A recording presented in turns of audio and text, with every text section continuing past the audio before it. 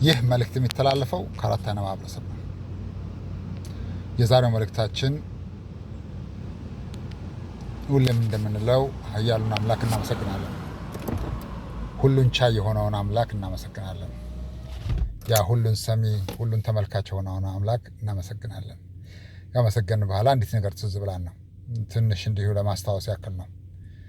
ያ ሁሌም ስንናገር በፈጣሪ የሚያምን ሰው ካልሆነ በስተቀር ለሌላው የኛ መልእክት አይገባውም፣ እንዲሰማም አንፈልግም። በፈጣሪ ለሚያምኑ ሰዎች ግን ያው መልእክቱ በአንድም ሆነ በሌላ መንገዱ ይደርሳቸዋል። ምክንያቱም በፈጣሪ ሲያምኑ ትንሽም ቢሆን እውቀት አላቸው ብለን እንገምታለን። ኃያል አምላክ ኃያል መሆኑን ሰሚ፣ ተመልካች፣ ታዛቢ፣ የፍርድ ቀን ዳኛ፣ በዳኝነቱ ምስክር የማይሻ ዳኝነቱም ደግሞ በትክክል የተፈለገበት ቦታ ላይ የሚያርፍ ለማንም የማያዳላ መሆኑን ያውቃሉ። እነዛ በፈጣሪ መኖር የሚያምኑ ሰዎች ማለት ነው። ለሌላው እኛ መስማት አለበት ብለን አንገምትም። እና የዛሬው እንግዲህ መልእክታችንን እንዲሁ ባጭር ነገር እንጀምራለን። ተረት ነች አለው። ምን ይላል አሉ? አሳ ጎርጓሪ ዘንዶ ያወጣል ይላል። አሳ ጎርጓሪ ዘንዶ ያወጣል፣ የሰው ፈላጊ የራሱን ያጣል። የሰው ፈላጊ የራሱን ያጣል። አሳ ጎርጓሪ ዘንዶ ያወጣል፣ የሰው ፈላጊ የራሱን ያጣል።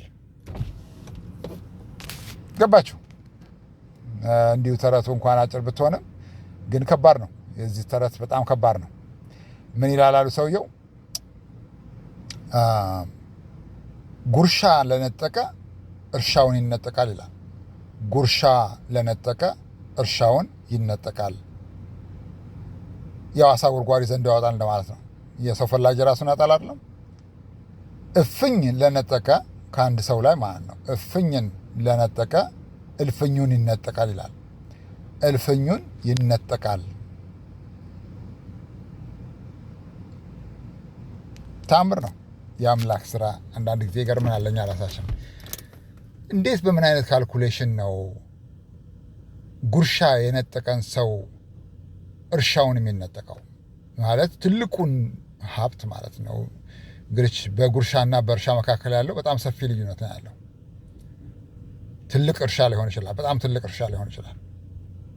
አምላክ ይነጥቀዋል። እርሻን ለነጠቀ ደግሞ ሕይወቱን ይነጥቀዋል።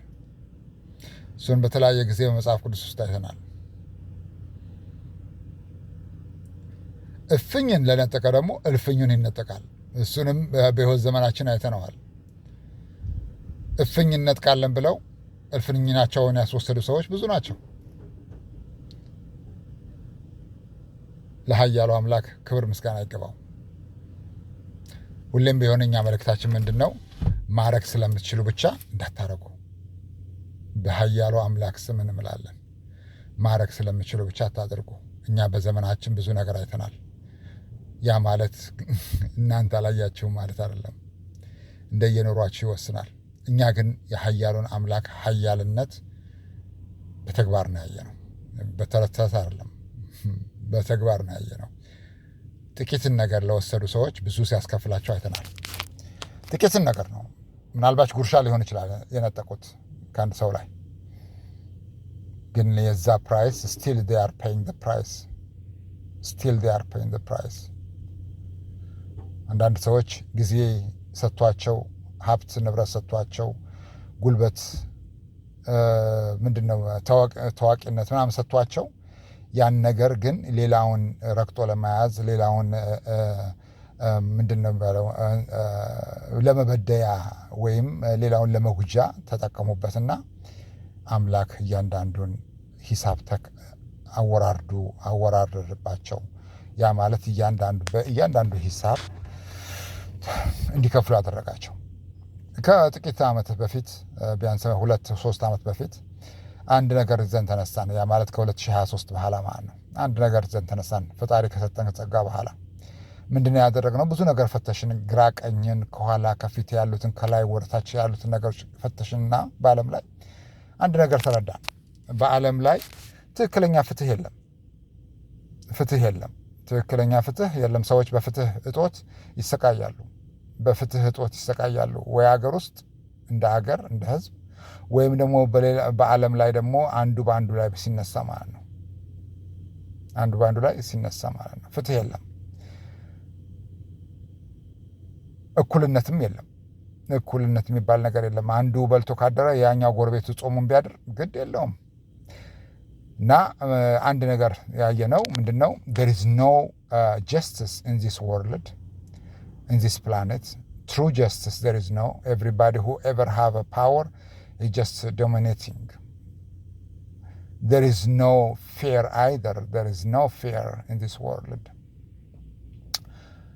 ስለዚህ እንዲሁ በቀላሉ ስናየው አንዳንድ ጊዜ ዳኝነት፣ ምድር ላይ ያሉ ዳኝነት አባቱ ሌባ ማነው አባቱ ዳኛ ልጁ ቀማኛ የሆነ ዳኝነት ነው ያለው። ብዙ ስናየው እንደዛ ነው ያየነው። እና ልጁን ወስደህ የምትከሰው አባቱ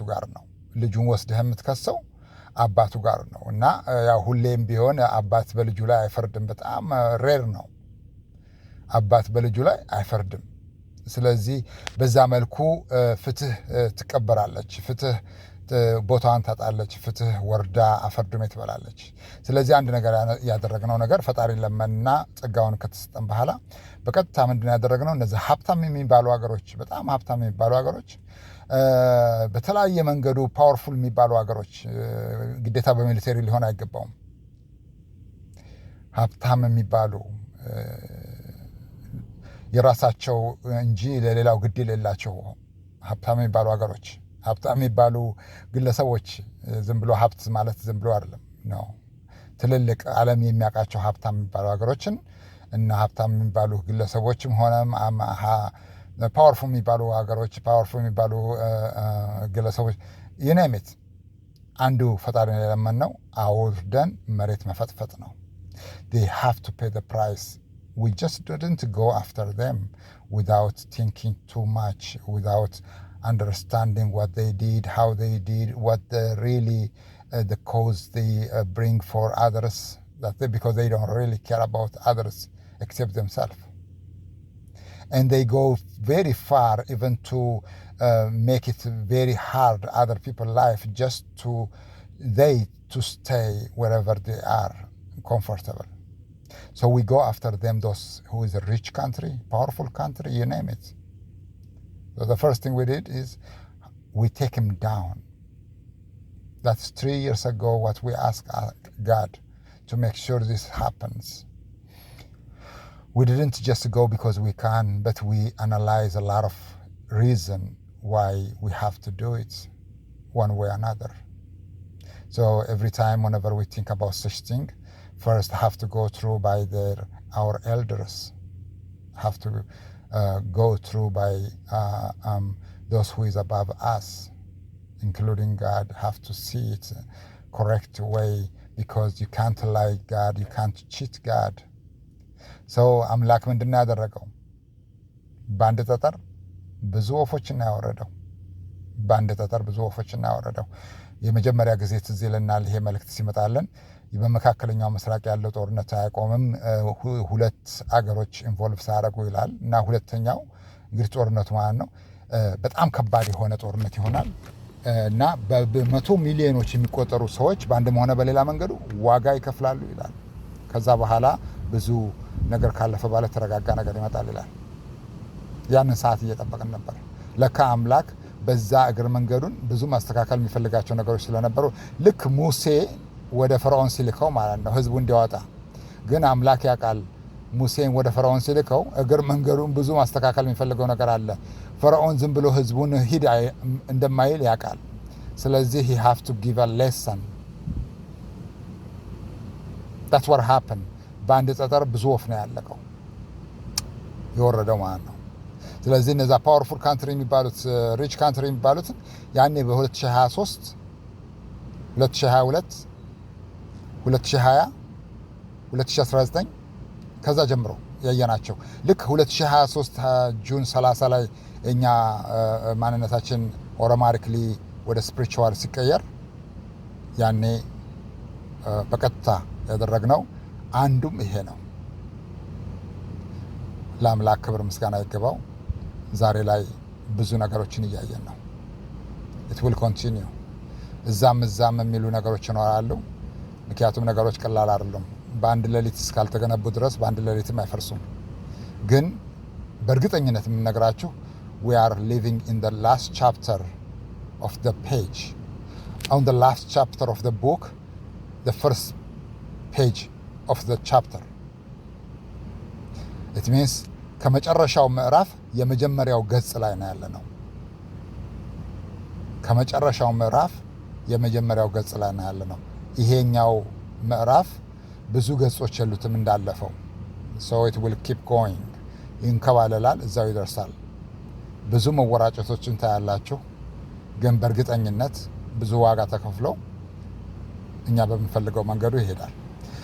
ይህ መልእክት የሚተላለፈው ከአራት አይነ ማህበረሰብ ነው። እናመሰግናለን። ሁሌም ቢሆን እናስጠነቅቃለን። መጥፎ ነገር አታድርጉ። ስለምትችሉ ብቻ መጥፎ ነገር አታድርጉ። Believe us. We are not here to warn you, to scare you.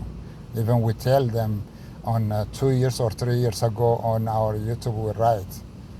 We said God will going to change something in the Middle East. That's what we said. We write. But we are not scaring you. We just let you know it's coming. That's what we said last time. Now, you are watching everything what we said. But again, we are warning you. Don't do bad things just because you can. Because everything, there is no guarantee. It will collapse overnight. One way or another. የአምላክ ቀስት ሁልጊዜም አይስትም፣ አነጣጥሮ ይጥላል። እናመሰግናለን።